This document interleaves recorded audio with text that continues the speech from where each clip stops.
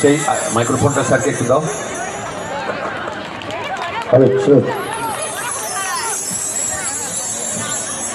নমস্কার, কেমন আছেন আপনারা?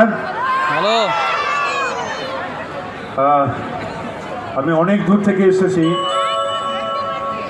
কলকাতা থেকে, কিন্তু আমি যখন কলকাতা থেকে রওনা হই তখন আমি কল্পনাও করতে পারিনি যে এত সুন্দর একটা মঞ্চে এত দর্শকের মধ্যে আমার মতো একজন সামান্য মানুষকে আপনারা দেখবার জন্য বসে রয়েছেন। আমার মতো একটা সামান্য মানুষকে সুন্দর মঞ্চ শেয়ার করবার জন্য আপনারা সুযোগ করে দিয়েছেন। আমি চিরকাল আপনাদের মনে রাখবো। এই কমিটিকে অসংখ্য ধন্যবাদ। রসুলপুর সবাইকে নমস্কার, সবাইকে আমার প্রণাম, ছোটদের ভালোবাসা। দেখুন, আমি একজন অত্যন্ত সামান্য, অত্যন্ত ক্ষুদ্র একজন অভিনেতা, কারণ বাংলা চলচ্চিত্র